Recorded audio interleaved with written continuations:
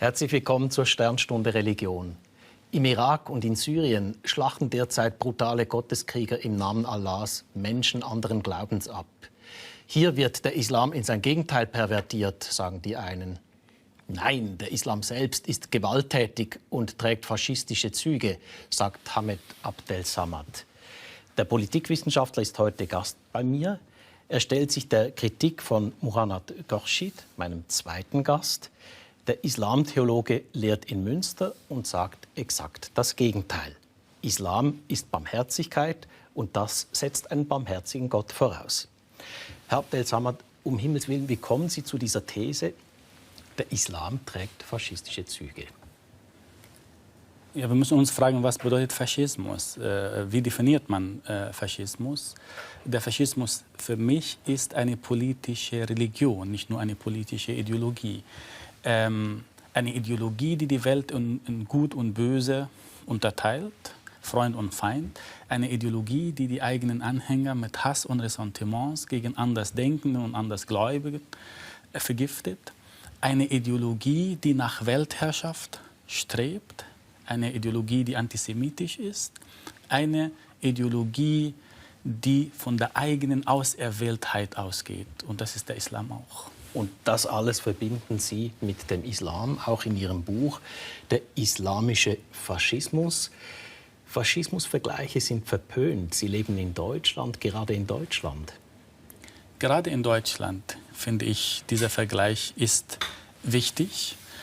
Gerade in Deutschland versteht man, was es bedeutet, wenn eine Gruppe sich über die Menschheit erhebt und glaubt, alle anderen seien dieser Gruppe unterlegen, moralisch und menschlich.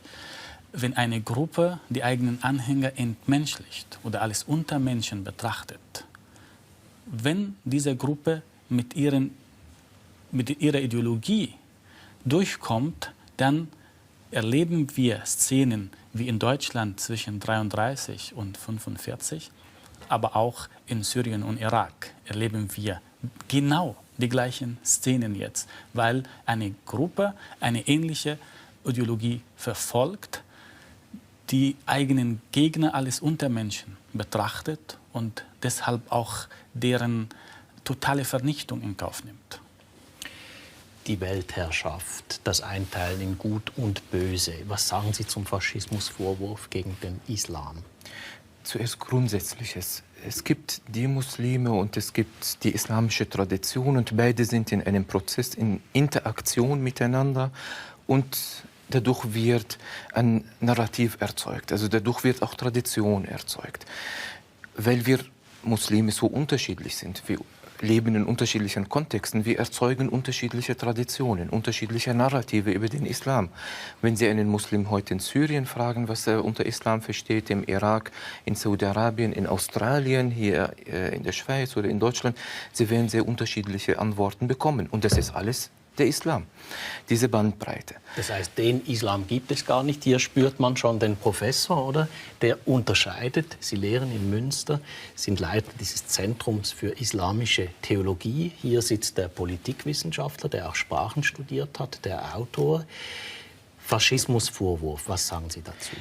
Das heißt, wenn wir unterschiedliche Narrative über den Islam, da gibt es auch ein Verständnis vom Islam, das, was wir heute gerade im Irak erleben, was der sogenannte Islamische Staat produziert, ein Verständnis von Islam. Und da stimmt einiges überein mit dem, was Herr Abdel Samad sagt, in dieser Ideologie.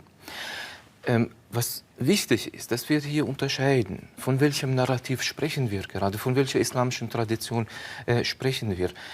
Pauschalieren wir und sagen, der Islam ist so, oder sind es bestimmte Narrative, bestimmte Erzählungen über den Islam, die manche Muslime vertreten, die vielleicht berechtigt sind mit dem Vorwurf, diese Ideologie ist gefährlich jetzt. Also ob man das jetzt mit dem Begriff Faschismus bezeichnet, ist eine andere Diskussion. Es ist immer schwierig, Begriffe aus einem Kontext hinein zu projizieren, ein anderes Kontext. Aber man kann bestimmte Lesarten des Islams berechtigterweise kritisieren, aber da muss man schon differenzieren. Also Sie würden sagen, bei IS in Syrien, Irak würden Sie es gerade noch knapp durchgehen lassen, Faschismusvergleich, habe ich es richtig rausgehört, aber sonst bitte Vorwurf der Pauschalisierung. Ja, wir haben vorhin gesagt, was ist Faschismus, dann sagen wir, was ist Islam, was ist das Herzstück des Islam? Das ist der Koran, der Prophet und seine Tradition. Wenn die Tradition der Gelehrten. und die Also- Tradition, aber ich rede jetzt vom Herzstück, also das ist wirklich, was unumstritten ist. Das ist das Prophet als Vorbild und das ist der Koran als ein Buch, das Leitung auch für Muslime gibt, nicht nur spirituelle Leitung, sondern auch Handlungsleitung. Wenn wir lesen in der Biografie des Propheten, dass der Prophet Arabien, Juden und Christen rein gemacht hat, alle Ungläubige aus der arabischen Halbinsel vertrieben hat und den Islam durchgesetzt hat. Wenn wir lesen, dass er an einem Tag 600 wehrlose Juden enthaupten ließ, deren Frauen versklavt und die Kinder auch. Die ISIS-Leute nehmen den Propheten als ein Vorbild. Wenn wir im Koran lesen, dass Gott, den sie barmherzig nennen, 25 Mal direkte Tötungsbefehle an die gläubigen Muslime, an Ungläubigen.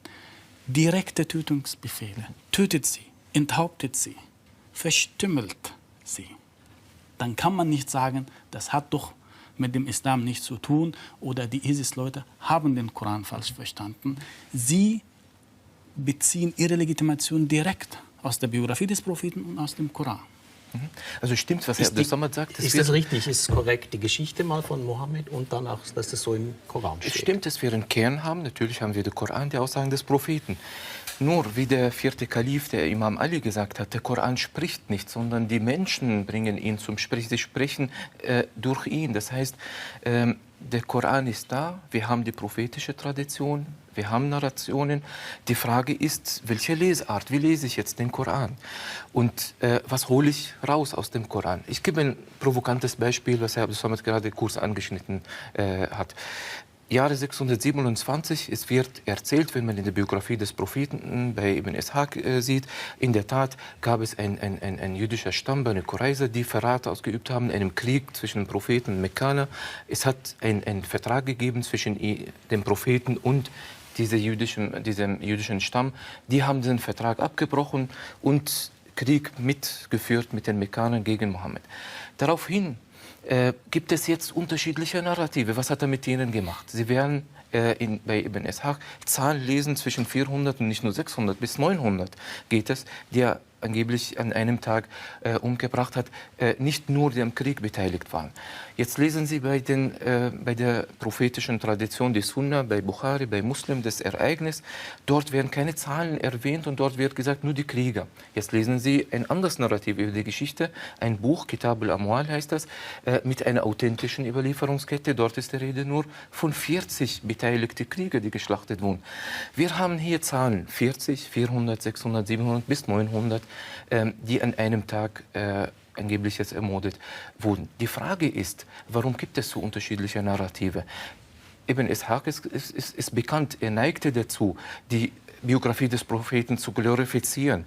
Je mehr der Prophet umgebracht hat, desto stärker, männlicher, mächtiger ist er. Übrigens lesen wir genauso über die Sexualität des Propheten, der angeblich 30 Mal mehr Potenz hätte als ein Normalsterblicher. Warum machen die Leute damals das? Weil sie in ihrem Kontext gedacht haben, sie tun dem Propheten etwas Gutes an. Wenn sie ihn etwas aufblähen, warum, genau. Warum Und dann ignorieren Sie diese Tradition? Naja, das ist es. Also dann kommt jemand und nimmt ein Narrativ und sagt, das nehme ich das. Ibn Ishaq ist nicht nur ein Narrativ, das ist das Buch schlichthin, das die Geschichte des Propheten erzählt, von allen islamischen Gelehrten anerkannt als die Geschichte des Propheten, wurde nie angegriffen von den Theologen.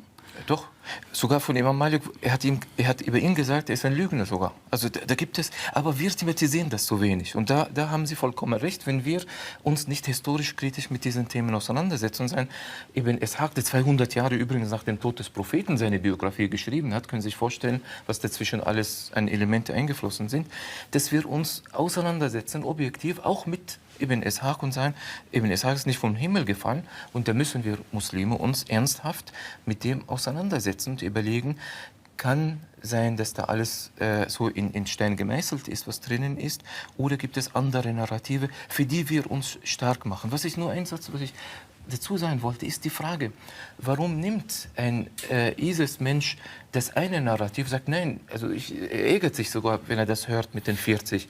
Er will die 900 lieber, sogar um zu zeigen, nein, Mohammed war doch stark und er will sich ja mit einem starken Mohammed identifizieren, der Menschen umgebracht hat. Und warum nehme ich in Münster, wenn ich meine Studierenden ausbilde, eher das andere Narrativ mit den 40, natürlich mit Argumenten begründet. Ich kann Ihnen sagen,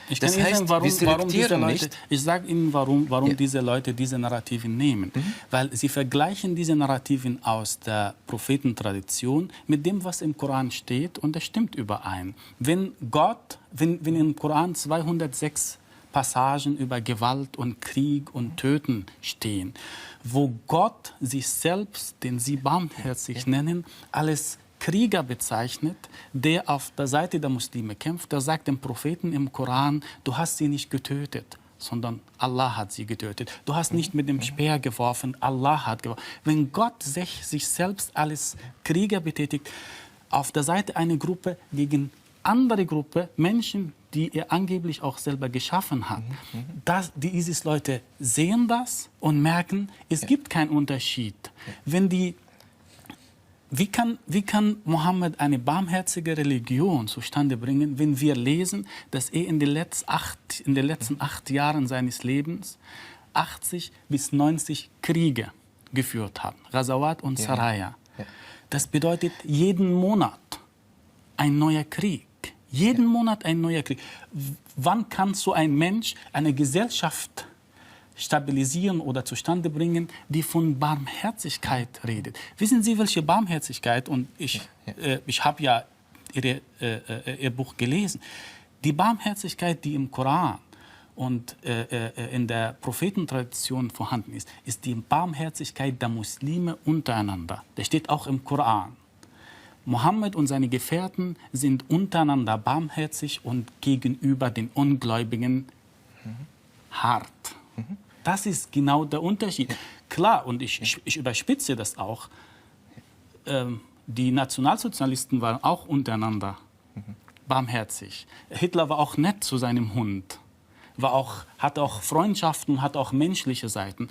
Aber gegenüber den anderen waren die Nationalsozialisten unmenschlich und gegenüber den Feinden waren auch die Muslime nicht nur zu Zeiten von Mohammed, sondern in der Traditionsgeschichte auch unbarmherzig. Gleichwohl steht der Vorwurf des Fundamentalismus jetzt gegen Sie im Raum, oder? Sie greifen einen Teil der Tradition heraus. Vergleichen Sie den Mohammed mit Hitler?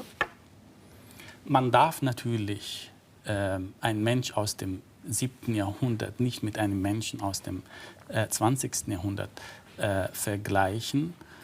Aber Mohammed und seine Gebote sind nicht im 7. Jahrhundert geblieben, sondern die kommen jetzt und haben den Anspruch, sich politisch mitzumischen, ihre Konzepte in der Welt, nicht nur in der islamischen Welt, sondern in der ganzen Welt durchzusetzen. Und deshalb muss ich auch Mohammed und den Koran mit den Maßstäben des 21. Jahrhunderts auch beurteilen. Man kann natürlich einen Deal machen, wenn man tatsächlich Reform haben will, dass ich den Propheten mit den Maßstäben von heute nicht beurteile, aber dass auch der Prophet sich nicht einmischt. Aber jetzt sprechen Sie plötzlich von Tradition. Ja, es ist natürlich, wir sitzen hier und wir wissen nicht wirklich, wer Mohammed war und wie er war. Was am Ende bleibt, sind die Texte, wie diese Texte wahrgenommen werden, wie sie gelebt werden in der islamischen Geschichte und wie der Prophet als Vorbild erlebt und gelebt wird. Und das, was die ISIS-Leute machen, ist nichts anderes als diese Tradition, die weit verbreitet ist und anerkannt ist. Ich ging zur Schule in Ägypten und habe Inhalte gelernt, die mit der ISIS-Ideologie d'accord sind. Die Tatsache, dass wir beide an der Zivilisation herangewachsen sind, das ermöglicht uns eine gewisse Distanzierung, wo wir sagen, wir sind gegen Hände abhaken, wir sind gegen Enthauptungen, aber das alles hat es im Islam gegeben. Die Tatsache, dass es viele nette Muslime gibt, bedeutet nicht, das ist die Lehre des Islams, sondern das ist ein Segen, dass die Mehrheit der Muslime den Islam nicht so umsetzt. Also Sie verstricken sich in Widersprüche. Es gibt jetzt andere Traditionen, es gibt andere Auslegungen oder Interpretationen des Islam. Und Sie sagen, der islamische Faschismus ist nicht der Titel und die Stoßrichtung falsch. Müsste es nicht heißen, der islamistische Faschismus? Nein, ich meine natürlich, der Ausgangspunkt des Buches, der islamische Faschismus, ist ein Vergleich zwischen den islamistischen Bewegungen und den faschistischen Bewegungen. Beide übrigens sind aus der gleichen Epoche, geboren in den 20er Jahren. Die islamistischen Bewegungen in Ägypten und in Indien sahen auch den Faschismus als Vorbild. Und die Idee des Führerprinzip, die Auserwähltheit, der Traum von der Weltherrschaft, natürlich beeinflussten sie sich gegenseitig. Aber der Islamismus ist nicht ein neues Phänomen in der islamischen Welt. Der Islamismus ist genauso alt wie die islamische Geschichte selbst. Es waren nicht die modernen Islamisten, die die Weltherrschaft angestrebt haben zum ersten Mal, sondern das ist der Anspruch des Islam seit Anbeginn. Was hat der Islam dann sonst in Ägypten, Irak und Syrien und Andalusien gesucht? Wo hat er sich verteidigt? Das war Expansion.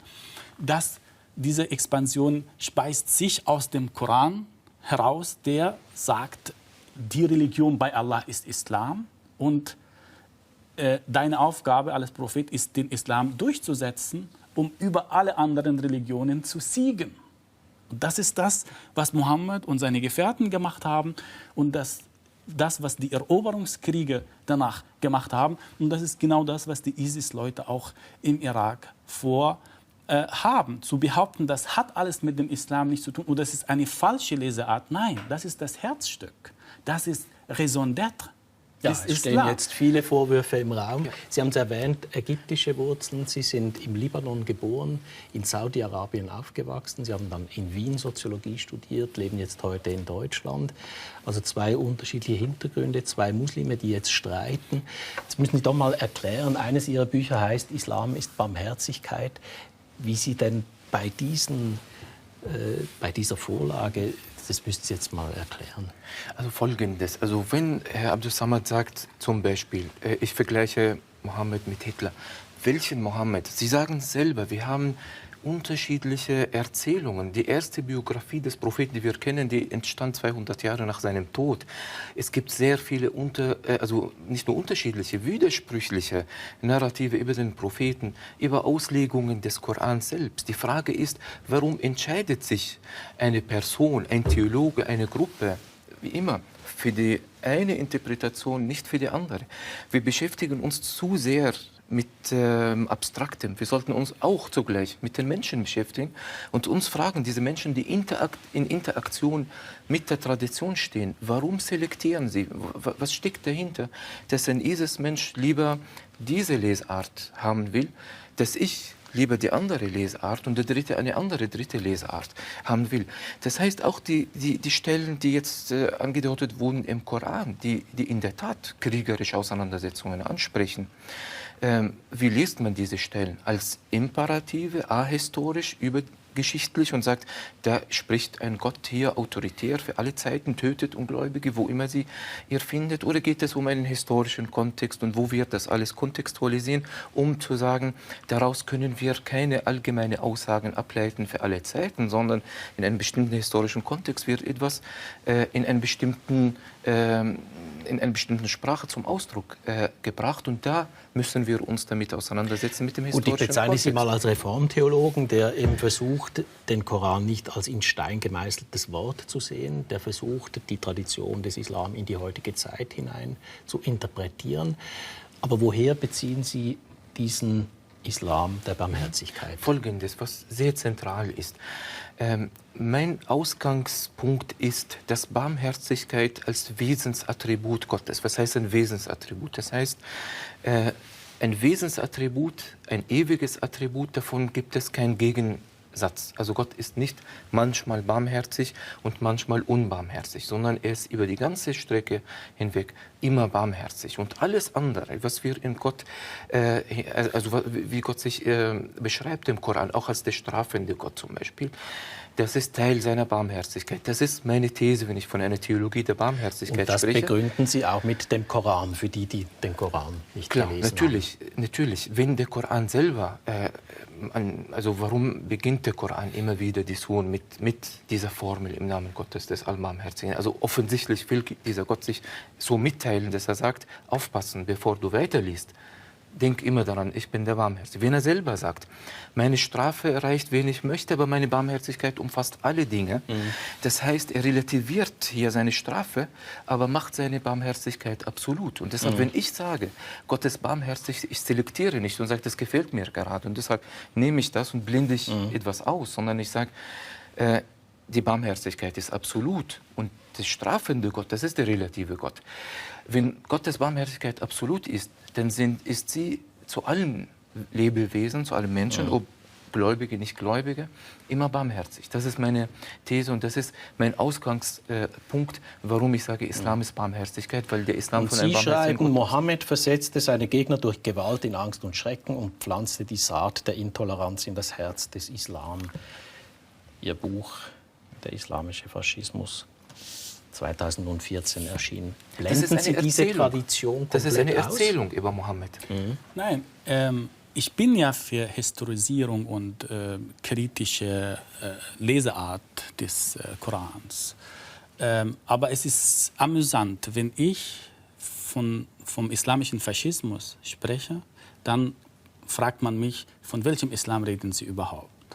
Aber wenn Sie sagen, Islam ist Barmherzigkeit, kommt keiner und sagt, von welchem Islam reden Sie? Ich habe gefragt, auf welche Tradition sich Herr Chochid beruft. Ja. Selbstverständlich sind die kriegerischen Passagen im Koran historisch zu verstehen. Das waren konkrete Kriegssituationen, wo Krieg zwischen Muslimen und Ungläubigen stattgefunden hat. Und diese Tötungsbefehle beziehen sich auf diese Zeit. Aber auch die Barmherzigkeit und der Frieden im Koran ist auch historisch zu verstehen und nicht für alle Zeiten gilt. Wenn es im Koran steht und wenn Sie euch die Hand zum Frieden strecken, dann, oder wenn Sie zum Frieden neigen, dann schließt auch Frieden mit ihnen. Das war eine strategische Aktion, die 2 Jahre später aufgehoben wurde, denn Mohammed hat dann gegen die Leute Krieg geführt, mit denen er 2 Jahre davor gemacht hat. Als Mohammed in Mekka oder die Muslime in Mekka noch eine kleine Minderheit waren. Da waren all diese barmherzigen Passagen da, weil aus der Situation einer Minderheit heraus, aus dem Bewusstsein eines Verfolgten heraus, kann man wunderbar tolerant und offen und ist man eigentlich für Vielfalt dankbar. Da hat Mohammed in einer mekkanischen Sura den Ungläubigen in Mekka gesagt, euch euer Glauben und mir mein Glaube. Und später, als er nach Medina ging und er wollte mit den Juden irgendwie eine Annäherung starten, dann hat er gesagt, es gibt keinen Zwang im Glauben. Das steht natürlich im Koran. Aber diese Passagen sind frühere Passagen, als Mohammed noch keine Armee hatte. Als er eine Armee hatte, dann war all das weg. Da musste der Koran sich durchsetzen. Dann ging er nach Mekka und hat Mekka zurückerobert. Wie ließ nicht so zurückerobert? Er ist mit 10.000 Armeemann und die Leute haben die Fackeln schon gesehen und hatten Angst gehabt. Genau. Und deshalb konnten sie ja nichts. Und was hat er mit denen gemacht? Er hat ihre Götzenbilder zerstört. Ja, er hat die Kaaba, er hat Ibn al-Akhtal umgebracht, weil er seine Rückkehr nach Mekka nicht akzeptiert hatte. Ja. Und die kamen zu Mohammed und haben ihm gesagt, Ibn Akhtal will nicht. Aber dann hat er gesagt, tötet ihn. Dann haben sie gesagt, der nimmt Schutz in Kaaba, wo kein Mensch einen Mensch umbringen sollte. Und dann hat er gesagt, tötet ihn auch, wenn er am Kaaba hängt. Das war Mohammed. Darf ich nur einen Satz sagen? Als er eine Minderheit war, dann war er für Vielfalt. Als er zurückkam gab es diese Vielfalt nicht mehr. Er hat dann die Götzenbilder der Mekkaner, das heißt auch ihre Religion, was er früher gesagt hat, euer Glaube, mir mein Glaube. Ja, dann hat er gesagt, jetzt die andere Interpretation. Ein Satz dazu. Als Mohammed nach Mekka gegangen ist, wo er wirklich am Höhepunkt seiner militärischen Stärke war, also kurz sogar vor seinem Tod, in der Tat, Zehntausende sind hineingegangen, die anderen haben sich sofort ergeben, sie haben gesehen, wir haben keine Chance.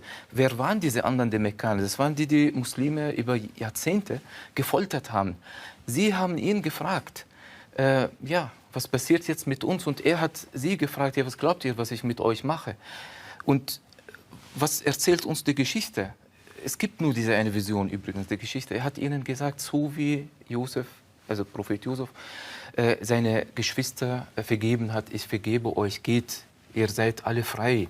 Diese Stelle gibt es nicht in der islamischen Tradition. Das gibt es als Erzählung. Aber sagen Sie mir, Sie sind jetzt Islamwissenschaftler. Sagen Sie mir, ist das in Bukhari? Ist das in Ibn Ishaq? Wo gibt es diese Stelle? Es ist eine Erzählung, die Nur viele... kurz, wo geht die Stelle? Nachher will ich die Geschichte noch fertig Genau, hören. aber das ist genau das. Das ist eine Erzählung, das ist dann beliebig. Sie suchen sich jetzt eine Passage raus, die nicht in der Tradition verankert ist. Diese Ishabu Antum Mutlaqa ist nirgendwo als Sahih zu finden. Die Frage ist eben, er hat die Mekkaner einfach freigelassen. Die haben miteinander gelebt in Mekka. Er hat sie nicht geschlachtet. Es gibt kein einziges Narrativ. Gab es andere Religionen neben Islam in Mekka danach?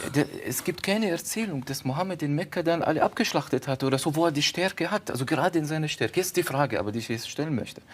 Warum nimmt man eine Einzelperson, es gibt ein Narrativ, eine Einzelperson, der getötet wurde. 14. Und es gibt viele Zehntausende sogar, wenn nicht mehr sogar, über 100.000, weil die Muslime schon waren 120.000 der damaligen Zeit. Wieso blindet man ein Narrativ und nimmt man sich ein Narrativ? Das ist genau dasselbe Problem, das wir haben mit unseren Extremisten. Die blenden genauso die Narrative, dass Mohammed doch allen verziehen hat in Mekka und versucht ein konstruktives Zusammenleben. Und das ist unsere Kritik immer an Kritiker, die sagen, ja, Moment, Sie sprechen jetzt von Limitierung der Gewalt und Sie sprechen von einem grausamen Propheten. Ich gebe Ihnen ein anderes Beispiel. Sie haben ein Interpretationsproblem. Ich gebe Ihnen ein anderes Beispiel, was im Buch von Herr Abdussamad auch ein sehr schönes Beispiel auch vorkommt. Abraham. Er sagt, Abraham war auch ein Faschist, weil er Befehl bekommen hat, seinen Sohn zu schlachten und er gehorcht einfach, sagt, jetzt schlachte ich meinen Sohn. Der Stammvater Abraham, nur kurz zur Erläuterung, der eben auch im Alten Testament seinen Sohn als Opfer darbringt. Genau, also eine jüdisch-christlich-muslimische Geschichte. Genau. Jetzt ist dann im letzten Moment wie nicht gut, dafür ein Tieropfer dann darbringt. Und wie geht man mit der Geschichte um? Genau. Es gibt ein Narrativ, eine Leseart.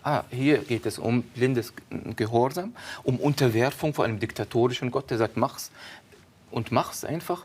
Es gibt aber ein anderes Narrativ, andere Erzählung. Ja, gerade dieser Gott wollte ihm sagen, eben, es geht nicht darum, den Sohn zu schlachten. Deshalb habe ich jetzt ein Widder oder was immer an seiner Stelle, um einen Abbruch hier zu demonstrieren mit einer alten Tradition. Das ist die christliche Theologie. Das ist die christliche Leseart. Das ist das, was wir unseren Studierenden beibringen, auch in Münster. Das ist die christliche Leseart und die erkenne ich auch. Das war ein Bruch mit der Tradition des Menschenopfers. Aber im Koran nennen Sie mir einen einzigen Interpreten des Korans, der diese Geschichte so interpretiert. Nein, sie neigen dazu, diese Geschichte als Gottes Befehle auszuführen, ohne den moralischen Gehalt dieser Geschichte in Frage zu stellen.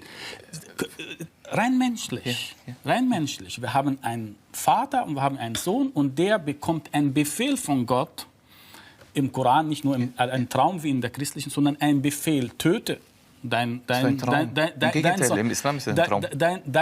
Sohn, das war, töte dein Sohn. Dann geht er und dann will ihn umbringen und dann kommt dieses Opfer. Und dann wird er gelobt, Abraham im Koran, dass er den Befehl Gottes ausführen wollte. Nicht, dass es das... Und das verankert genau diese urfaschistische Idee. Man sollte die Befehle ausführen, wenn sie von dem Führer kommen, ohne den moralischen Gehalt, ohne die Menschlichkeit zu betrachten, weil der Führer das so will. Und Abraham wird dafür gelobt, nicht, dass er seinen Sohn nicht geopfert hat, sondern dass er ihn opfern wollte, um Gottes Verheißung. Das ist die eine Lesart, das ist die eine Interpretation. Wir haben inzwischen über 800 Studierende schon mit den Studenten dieses Jahres in Münster. Wir lesen das anders, wir interpretieren das völlig anders. Als Abbruch mit einer Tradition, wo man das Kind... Übrigens, diese Tradition wurde leider fortgeführt, Sie kennen das in der Biografie. Mohammed, als sein Vater, also lange Geschichte, da wollte man das mit seinem Vater schon machen. Er war das 10. männliche Kind, der Vater von Mohammed, Abdullah, und da wollte man ihn opfern. Es war gang und gäbe, dass man ein Kind geopfert hat für Gott. Und da kommt dieses Narrativ, diese Geschichte, um Abbruch damit zu machen. Es ist in der Tat dann die Frage, wie lesen wir das? Es ist nicht die Frage, was steht. Das, was steht, ist starr. Wie bringen wir Dynamik hinein, indem wir Menschen das lesen? Und die Frage ist, wie lesen wir das? Warum lesen Sie das so? Warum liest ein Salafi zu? Und ich bin mir sicher, wenn Salafis zuschauen, jetzt würden sich über mich aufregen und sind eher auf ihrer Seite und sagen, ja, nein, das war so ein Salafisten interpretieren wörtlich. Nicht nur wörtlich, sondern im Sinne eines diktatorischen Gottes. Und das ist das Problem bei Salafisten oder überhaupt eine Vorstellung von einem Gott, der für sich das braucht, also Gehorsam, sonst bin ich beleidigt als Gott. Aber ich sage immer den Menschen, aber wir sprechen dann nicht mehr von Gott. Wir sprechen von einem minderwertigen Wesen, nicht mehr von Gott, wenn wir uns Gott vorstellen. Aber Sie interpretieren so, das war das Ende des Menschenopfers, also wieder Gewaltlimitierung. Also eine ethische Ansage, man soll das beenden. Es gibt einen Theologen, der es anders interpretiert, oder? Viele andere. Es ist in Ordnung, dass es andere und unterschiedliche Interpretationen gibt. Aber was ist das für ein Gott, der im Koran direkte Tötungspassagen oder Befehle gibt und sich darauf verlässt, dass die Menschen das nicht so ernst nehmen, wie er das. Gott spricht im Koran, und das ist ja das Hauptproblem letzten Endes. Nicht nur das, was im Koran steht, sondern die Geisteshaltung der Muslime gegenüber dem Koran. Alles das unverfälschte, direkte Wort Gottes an die Menschen. Gott hat die Muslime auserwählt, um zu ihnen sein letztes Wort, sein Manifest sozusagen zu. Das ist das Problem. Und wenn Muslime das lesen und da steht, tötet die Ungläubigen oder enthauptet sie, verstümmelt sie, schneidet ihnen die Beine ab, ja, schlagt auf ihre Finger, Hälse. Was ist das für ein Gott, der im Koran in Surah 4 sagt, und schlagt sie, also ihre Frauen. Also wenn die Frauen widerspenstig werden, dann schlagt sie und dann sich darauf verlässt, dass es ein kluger Theologe 1400 Jahre später kommt und sagt, damit ist nicht unbedingt gemeint, schlag sie, sondern vielleicht nur schubst sie weg oder so. Das ist alles eigentlich absurd. Und man kann, wenn man eine Religion der Barmherzigkeit ist, dann sollte man direkte, klare Ansagen. Also wenn Jesus sagt, liebet eure Feinde, dann kann ich das zitieren. Ich habe ja gelernt, dass man nicht einzelne Verse aus dem Koran für mich herausziehen soll und so sozusagen aus dem Zusammenhang zitieren soll. Gleichwohl, jetzt diese Stellen gibt es ja. Schlagt eure Frauen zum Beispiel. Wie gehen Sie damit um?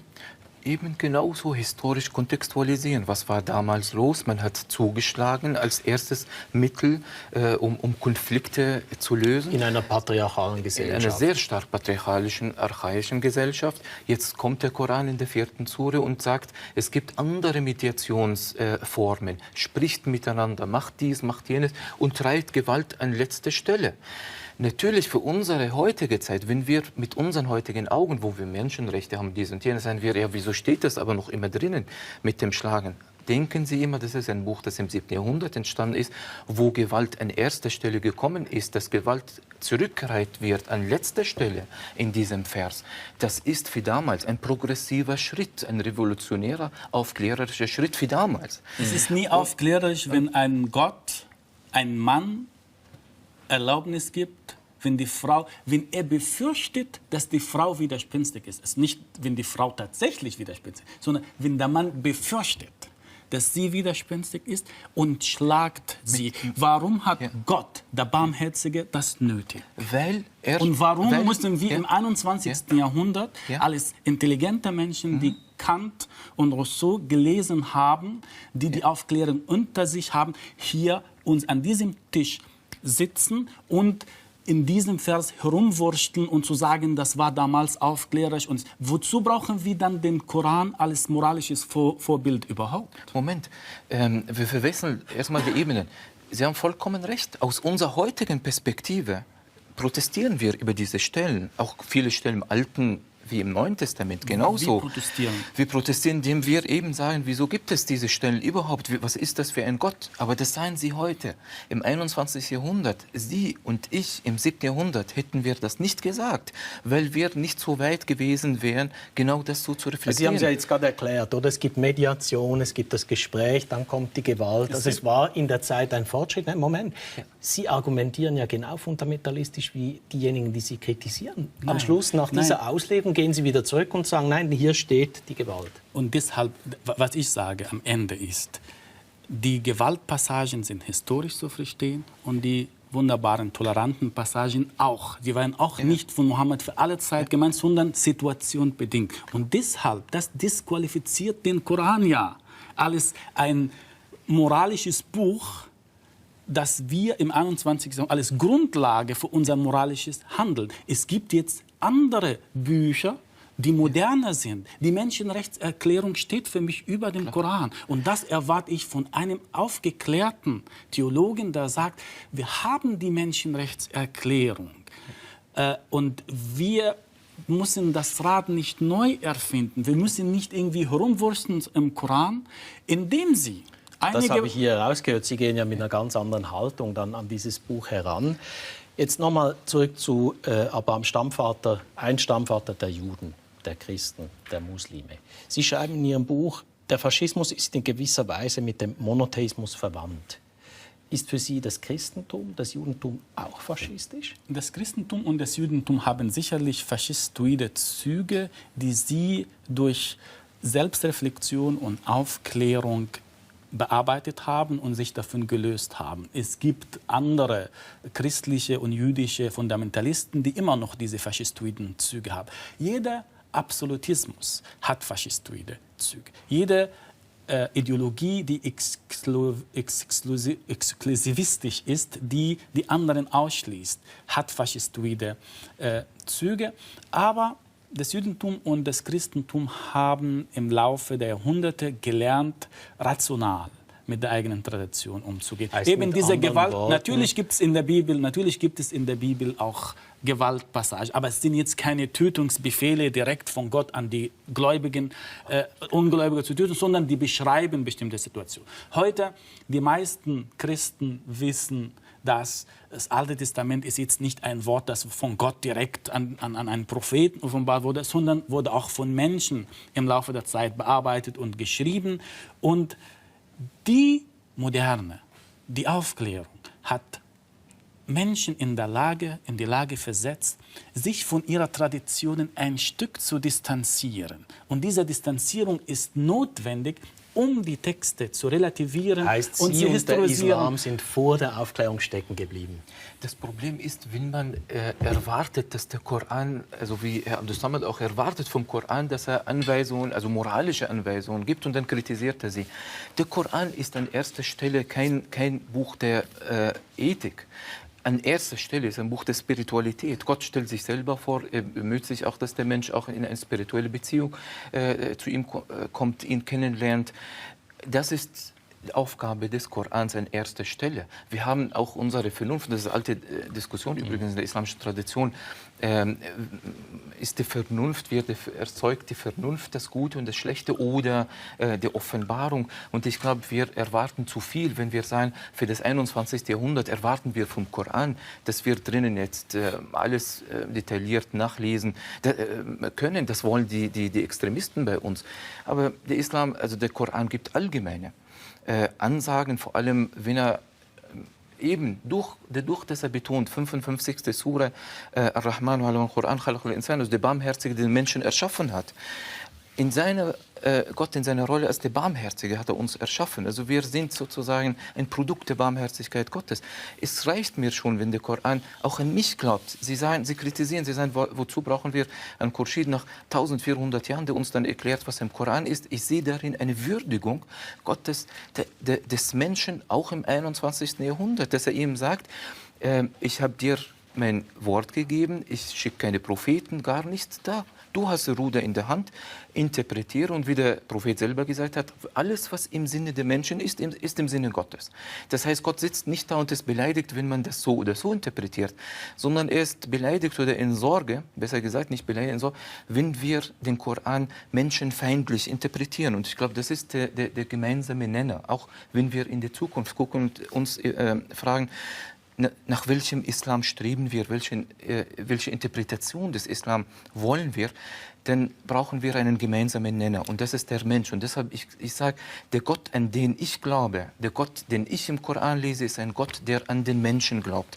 Wunderbar in der 2. Sure, in der Schöpfungserzählung, als die Engel an den Menschen nicht geglaubt haben. Gott sagt doch, ich glaube aber an den Menschen. Wenn wir uns einigen, wir glauben an den Menschen, der wiederum interpretiert wie immer. Und ich glaube, Sie haben mit mir weniger Probleme als mit Muslimbrüdern oder Salafiten. Dann glauben Sie auch daran, dass es Menschen gibt, die aus dem Text auch das Gute herausholen. Und dann gehen wir gemeinsam diesen Ich weiß, ich hatte eine Großmutter, die eine gläubige Muslime war, die friedlich war, die noch nie von Gewalt oder sowas gesprochen hat. Natürlich kann man aus seiner Religion auch Frieden begründen. Mein Problem ist, Sie sagen, Gott hat uns dieses Buch gegeben und dann hat uns überlassen mit diesem Buch, und damit wir daraus machen, was wir sind oder was wir wollen. Dann, wenn ich die islamische Geschichte betrachte, was im Namen dieses Buches Sie waren ja selber bei den Muslimbrüdern, genau, in Ägypten. Genau. Und wenn ich sehe, wie viele Menschen im Namen dieses Buches umgebracht worden sind, dann muss ich sagen, dass dieses Projekt Gottes eigentlich gescheitert ist. Dann hat er irgendwie die Menschen falsch oder missverstanden. Die Blutspur einer Religion ist gerade en vogue. Die Weltwoche, ist der Islam böse, Cicero, die Neue Zürcher Zeitung, Töten im Namen Allahs, ein Großartikel von Martin Ronheimer, was hier nicht steht. Er ist Professor an einer Universität des Opus Dei, also eine rechtskonservative Bewegung innerhalb der katholischen Kirche. Alles Wasser auf die Mühle der Rechten, der Konservativen, was Sie erzählen. Ich lasse diese Erpressung nicht zu. Wir haben ein ernsthaftes Problem mit dem Islam und mit der Interpretation des Islam. Und wir können nicht schweigen und sagen, der Islam ist die Religion des Friedens und die Religion der Barmherzigkeit und all das, was wir sehen, sind nur Phantome. Nein. Alles, was wir sehen, hat auch mit dem Islam zu tun. Wir müssen die Probleme benennen. Ich erpresse Sie nicht. Es gibt in Deutschland 4 Millionen Muslime, es gibt in der Schweiz 400.000. Viele würden Ihnen sagen, Sie beleidigen mich. Warum? Wenn ich die Gedanken eines Menschen kritisiere, dann nehme ich diesem Menschen die Würde nicht ab.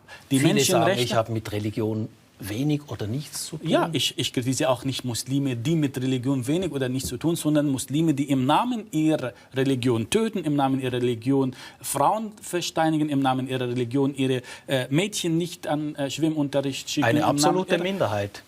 Die Mehrheit ist irrelevant, wenn sie untätig ist. Die Nationalsozialisten waren auch eine Minderheit irgendwann in der Gesellschaft. Aber als sie am Ruder waren, dann hatten sie das Sagen. In Mosul leben 2 Millionen Muslime, die normal sind. Die Mehrheit. Was tun sie gegen 10.000 ISIS-Kämpfer? Gar nicht. Die Mehrheit ist irrelevant, wenn sie sich gegen solche Auswüchse nicht wehrt. Man kann sich in sein Schlafzimmer zurückziehen und sagen, Islam ist die Religion des Friedens. Aber wenn man zulässt, dass diese Fundamentalisten im Namen des Islam all das durchsetzen, ohne sich dagegen zu wehren, wenn Muslime sauer auf mich sind und sagen, sie beleidigen mich, wenn ISIS-Leute sie nicht beleidigen und ich sie beleidige, dann sind sie auch ein Teil des Problems. Sie haben ja mit den Fundamentalisten zu tun, oder? Nach dem Erscheinen Ihres Buches, der Autobiografie Mein Abschied vom Himmel, 2010 war das, wurden Sie dann bedroht mit einer Fatwa schon in Ägypten, dann nach einem Vortrag im Jahr 2013 eine Todesdrohung.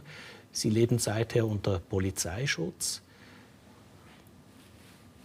Ja, ist das nicht auch Faschismus irgendwie, wenn man für seine Gedanken, ich habe in meinem Vortrag, was ich in meinem Buch auch geschrieben habe, der islamische Faschismus, habe meine Thesen, das sind Gedanken. Ich habe nicht gesagt, schafft Muslime aus der Welt weg, sondern ich habe gesagt, in dieser Religion, in diesem Buch ist unglaubliches Gewaltpotenzial und das hat sich immer im Laufe der Geschichte Fühlen gegeben. Sie sich bedroht? Ich fühle mich nicht bedroht, ich bin bedroht. Das war nicht nur eine Bedrohung, sondern das war ein Mordaufruf, dreifach im ägyptischen Fernsehen. Von Menschen, die Millionen Anhänger haben, die Herr Khurshid auch kennt und beobachtet. Und das sind auch Dimensionen, die für mich komisch sind. Wenn ein Mohammed-Karikaturist nur eine Bombe im Turban des Propheten zeichnet, dann sind Muslime aufgebracht und sagen, der hat unser Prophet in Zusammenhang mit der Gewalt zusammengebracht. Wenn ich ein Buch über den islamischen Faschismus schreibe, dann sind sie aufgebracht und sagen, er beleidigt uns. Und dann werde ich sogar mit dem Tode bedroht. Aber wenn die ISIS-Leute mit einer Flagge durchlaufen, wo der Name Mohammed geschrieben ist, wo der Glaubensbekenntnis des Islam geschrieben ist, dann fühlen sie sich auf einmal dieser wunderbaren, friedlichen Muslime nicht beleidigt. Dann gehen sie nicht dagegen vor. Sie wollen gegen mir vorgehen, aber sie gehen nicht gegen Menschen, die im Namen Mohammed töten. Die Schweizer Bischöfe gesagt, die Muslime sollten sich auch die Verbände doch mal klar dazu äußern. Die Verbände haben dann gesagt, das haben wir aber längst gemacht. Sie haben sich von dieser Gewalt distanziert. In Ihrem Alltag, Sie haben jetzt vor kurzem auf Facebook gesagt, ich verlasse Deutschland. Was heißt denn das, diese Bedrohung für Ihren Alltag? Ich kann nicht mehr normal leben und ich will auch nicht auf Dauer unter Polizeischutz leben. Und wenn kritische Stimmen immer so an den Rand gedrängt sind, da helfen mir auch diese Millionen Muslime nicht, die sagen, der Islam ist friedlich. Die waschen ihre Hand in Unschuld und sagen immer, das ist wie ein Mantra. Das hat mit dem Islam nichts zu tun. Natürlich hat das mit dem Islam zu tun. Wie kommt es eigentlich, dass Sie beide Muslime mit ägyptischen Wurzeln im Libanon aufgewachsen, dann in Saudi-Arabien als Kind, so unterschiedliche Interpretationen und Erlebnisse mitbringen? Weil der Mensch, wie gesagt, wir sind Kinder unserer Kontexte, Kinder unserer Zeit. Das, was wir anfangs gesagt haben, es gibt nicht den Islam im Sinne, dass der für sich spricht, sondern wir Menschen. Aber in Saudi-Arabien, da ist eine strenge Auslegung des Islam en vogue. Ja. Frauen, Männer getrennt, ich weiß nicht, Frauen, die nicht Auto fahren dürfen. Da sind Sie als Kind aufgewachsen. Aber zugleich, ich komme aus einer palästinensischen Familie, die im Libanon aufgewachsen ist. Wir waren immer im Sommer im Libanon, wo ich ganz was anderes erlebt habe dort. 50% der Bevölkerung im Libanon sind Muslime, 50% Christen, 50% der Muslime Sunniten, der andere Schiiten.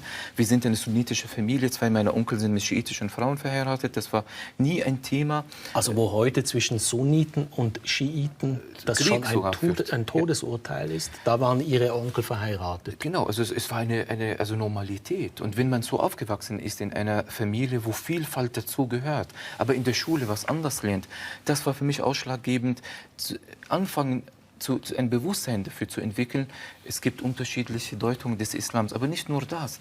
Man hat sehr viele Diskriminierungen in Saudi-Arabien erlebt, also auf sozialer Ebene. Ich durfte nicht studieren, keine Sozialversicherung, keine Krankenversicherung, Krankenhäuser, erster Klasse. Wegen Ihrer Religion? Nein, weil ich Ausländer bin, obwohl ich Muslim bin. Und als ich nach Österreich damals 1989 gegangen bin, um zu studieren, weil ich in Saudi-Arabien nicht studieren durfte, am selben Tag habe ich mich eingeschrieben in der Uni. Gleich war ich krankenversichert, damals für 50 Schilling im Monat, 3,5 Euro ungefähr im Monat. Und durfte ich zum selben Arzt gehen, zu dem auch der vermeintlich ungläubige Österreicher gehen darf. Das war für mich, es klingt jetzt banal und oberflächlich, aber für mich war das ein Erlebnis. Ich habe meine Eltern angerufen. Ihr glaubt nicht, ich bin krankenversichert wie die Inländer. Obwohl, da sind die Ungläubigen. Da fängt man an zu überlegen, was will Islam eigentlich, was will Religion, was will Gott von uns, warum sollten die jetzt in die Hölle gehen und aber wir gehen im Paradies. Geht es um Überschriften, worum geht das? Und dann fängt man an, sich viele Gedanken zu machen, Theologie zu studieren. Finde ich wunderbar. Genau da können wir uns langsam näher kommen. Denn erst brauchen sie die Distanz zu dieser Religion. Wenn gläubige Muslime unter sich sind, dann werden solche Inhalte sehr oft orthodox ausgelegt. Ja. Wenn man die Distanz wagt und aus der Distanz heraus das Ganze betrachtet, dann kommt die Selbstreflexion. Eigentlich das, was nicht ursprünglich im Koran vorgesehen war, denn Muslim und Islam müssen eine Einheit sein. Der Muslim muss nach dem Islam leben, damit er gottgefällig wird. Aber die Moderne hilft uns davon zu distanzieren, dann können wir die Texte relativieren, das, was die Fundamentalisten nicht machen. Aber wie war das in Ihrer Geschichte? Ihr Vater ist ja ein Imam gewesen. Das wäre wahrscheinlich Ihre Berufung dann gewesen. Wo sagen Sie, da war der Punkt, wo Sie gesagt haben, da stimmt was nicht? Ich habe den gesamten Koran schon als Kind auswendig gelernt und sollte auch wie mein Vater Imam werden, Prediger. Und irgendwann habe ich das Gefühl gehabt, ich bin überfordert mit dieser Rolle. Das ist zu groß für mich. Ich bin ein normaler Mensch mit Schwächen und Laster. Und ich würde gerne auch meine Schwächen und meine Laster ausleben. Und die Religion sieht diese Schwächen als eine Sünde und hat ein Heilmittel dagegen, eine Erlösung. Man muss Reue zeigen und man muss sich an die Gebote halten und so weiter. Der Islam gibt einen unglaublichen Katalog an Verhalten, was man alles tun muss, wenn man auf die Toilette geht, wie man isst, was man isst, all das. Und das war zu viel. Und in mir gab es schon einen Individualisten, der neugierig war, der anders leben wollte, der auch gegen solche Inhalte rebellieren wollte. Und ich habe angefangen, irgendwann, als ich erwachsen war, diese Inhalte des Koran rational zu betrachten und menschlich zu betrachten. Und ich habe das Gefühl gehabt, die Ansprüche an den Menschen im Koran sind so hoch. Der Humanismus dagegen würdigt die Schwächen des Menschen. Im Gegenteil, Aristoteles sieht dieses Mängelwesen als eine Chance. Kant entdeckt das. Und in diesem Mängelwesen, in dieser Fehlbarkeit des Menschen, eine wunderbare Chance sehen zur Selbstentfaltung. Aber als Voraussetzung dafür braucht man eben diese Distanz. Und diese Distanz, dazu gehört für mich auch, Fragen zu wagen, die keiner vorher oder weniger vorher gewagt haben, zu sagen, vielleicht ist das nicht einmal das Wort Gottes. Das Ganze könnte ja auch ein menschlicher Produkt sein, der aus dieser Zeit entstanden ist. Warum sind wir darin so verhaftet, die ganze Zeit dieser Göttlichkeit des Textes hinterher hinken? Wie kamen Sie denn zu den Muslimbrüdern? Ja, erstmal musste ich meine Familie verlassen und dann wurde ich Marxist, weil ich mit der Religion nichts zu tun habe. Und ich war noch jung, 17 Jahre alt und so weiter. Und nach einer Weile kommt der Wunsch nach Gemeinschaft, nach Spiritualität zurück. Mein Onkel ist gestorben. Ich konnte mit der Situation nicht zurechtfinden. Und man sucht dann die Spiritualität, die Moschee, das Gebet. Und dann kam ich wieder zu den Muslimbrüdern. Und dann habe ich gemerkt, warum muss man immer eigentlich eine Ideologie verlassen, um Schutz bei einer anderen Ideologie zu suchen? Der Mensch kann auch für sich denken. Der braucht nicht die Religion als Wegweiser und braucht nicht den Marxismus als Wegweiser. Man kann selber durch seine Erfahrung, durch seine Fehler auch etwas lernen. Und ich habe gemerkt, dass nichts wertvoller ist als die Freiheit. Und zur Freiheit gehört, dass es keine Grenzen im Denken gibt. Und die Religion gibt uns auch klare Grenzen vor. Gott und Gottes Bild kann man nicht in Frage stellen. Den Propheten kann man nicht beleidigen oder in Frage stellen. Den Koran und die Göttlichkeit des Koran und die Unantastbarkeit des Koran kann man nicht angreifen. Und eine Gesellschaft, wie ein Mensch auch, kann nicht weiterkommen, wenn es diese rote Linien permanent gibt. Also mein Problem ist weiterhin, wenn ich mir das anhöre, also wenn ich jetzt die Augen schließe, habe ich das Gefühl, da sitzt ein Salafist XY, will ich keinen Namen nennen, neben mir und spricht und sagt, Islam gibt es rote Linien, man darf nicht denken. Also das ist genau was wortwörtlich. Warum wurden Apostaten getötet im Islam? Darf man Gott leugnen im Islam? Ja, natürlich. Ich meine, es geht, natürlich, also jeder dem seinen, also es hat keinen Sinn, jemanden zu zwingen. Ich meine, Sie wissen ja die Absicht in der Theologie, welche Rolle sie spielt. Also wenn man ein Gebet betet, nur um zu heucheln, dass es nicht zählt, geschweige davon, wenn man ganze Religion annimmt, weil man Angst hat, getötet zu werden, aber innerlich lehnt man alles ab. Deshalb macht keinen Sinn. Diese Konzepte, die Sie zu Recht kritisieren, Sie sagen immer, der Islam. Ich sage immer wieder, Islam ist das, was Muslime als Islam präsentieren. Und da gibt es unterschiedliche Muslime, die unterschiedliche Bedeutungen. Wo ist denn die Freiheit im Islam, die Sie leben? Wo ist denn die biografisch bei Ihnen zu Hause? Die Freiheit im Sinne von, wie ich den Islam auslebe. Ich lebe meine Religion gerade jetzt im Gespräch mit Ihnen. Also, dass ich mich als Mensch gewürdigt fühle. Sie haben sie ja offenbar nicht so starr, nicht so einengend, nicht einen Gott, der Sie wie eine Marionette führt, erlebt, dass Sie zum Schluss kommen, Islam ist Barmherzigkeit. Eben, ist ein dialogischer Gott und Gottesdienst ist Und wo haben Sie das erlebt in Ihrer Biografie? Also mehrfach. Als Kind? Also oder? mehrfach. Also also meiner Kindheit, vor allem im Libanon mit meiner Oma, also was ich öfters erlebt habe, was ich mit ihr auch durchgemacht habe. Sie ist Analphabeten gewesen übrigens. Also die hat nicht einmal den Koran ganz verstanden eigentlich. Aber sie hat wirklich verstanden, worauf es ankommt letztendlich. Ich kann mich immer wieder erinnern, Freitag, wo sie Freitag für Freitag mich auch mitgenommen hat, vor den Moscheen, wo die armen Menschen versammelt haben, kommend aus der Moschee. Und sie hat Essen mitgebracht, meistens Brot und Käse. Zugleich typisch für Libanon-Kirchen neben den Moscheen. Und da kamen die armen Menschen aus der Kirche, weil sie wussten, es kommen Spenden, kommt Essen, Trinken. Und die gab ihnen, und die hat mir immer wieder gesagt, schau mal, das sind Menschen. Und unsere Aufgabe ist, Gottes Intention nach Liebe hier zu verwirklichen. Und denen zu helfen, ist Teil von unserem Auftrag als gläubige Menschen. Ich habe damals schon begriffen, was Gottesdienst bedeutet. Leider Gottes erlebe ich das selber, auch in meiner Arbeit, immer wieder von Muslimen, die meinen, das ist Leid Islam, was Khurshid macht, und selber sich für die frommen Muslime hinstellen, verbreiten sehr viel über mich gerade auch. Lügen, macht Christentum aus dem Islam, macht Islam leid, nehmen Stellen aus dem Buch, übrigens nicht nur Salafisten, auch manche Kollegen, auch die Religionslehrer ausbilden, machen das. Und dann sage ich, die haben ihr Ego längst nicht besiegt. Die sind verfallen unter ihrem... Sie praktizieren einen Islamleid. Wir praktizieren den Islam erst, wenn jeder überlegt, welche Spuren der Liebe, der Barmherzigkeit ich in meinem Leben eingraben möchte, sodass ich Liebe veranlasse in meinem Leben. Natürlich, religiöse Rituale sind auch Bestandteil davon, aber sind kein Selbstzweck. Wir tun nicht Gott einen Gefallen. Er will nichts für sich. Wenn wir davon ausgehen, wird Religiosität, religiöses Leben auch lebendig in unserem Alltag. Und das ist eine Lesart. Jetzt wird Herr Abdussalam sagen, ja, mit dieser Lesart habe ich so gut wie kein Problem. Aber es gibt diese und jene Lesart. Aber dann erwarte ich von ihm auch, dass er sagt, es gibt bestimmte Lesarten, bestimmte Verständnisse. Es gibt nicht die Muslime und der Islam, sondern Islam ist immer das, was durch diese Interaktion rauskommt. Dann arbeiten und dann hinterfragen, wie gesagt, warum diese Muslime zu dieser Lesart und jene Muslime zu dieser Lesart.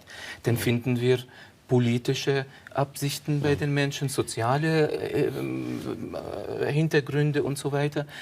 Und dann arbeiten wir auch daran, damit diese Menschen, weil ein gesundes Herz, sage ich immer, ein gesundes Herz, produziert in seiner Interaktion mit dem Islam ein gesundes Verständnis von Religion. Wenn ein religiöser Mensch wissen will, wie fromm oder religiös er ist, der soll nur fragen, wie viel Liebe erzeuge ich letztendlich in meinem Alltag. Nicht wie viel Mal ich gebetet habe und Stunden in der Moschee gesessen bin, dann haben wir einen gemeinsamen Nenner. Sie haben das jetzt gut zusammengefasst. Wir sind auch am Ende unseres Gesprächs. Sie könnten das sicher akzeptieren, die verschiedenen Interpretationen des Islam, aber auch Sie als Herausforderer mit Ihrer These. Ganz herzlichen Dank für dieses Gespräch, Herr Abdel Samad, Herr Khurshid. Ihnen danke ich für Ihre Aufmerksamkeit. Wir sehen uns hier in 2 Wochen wieder.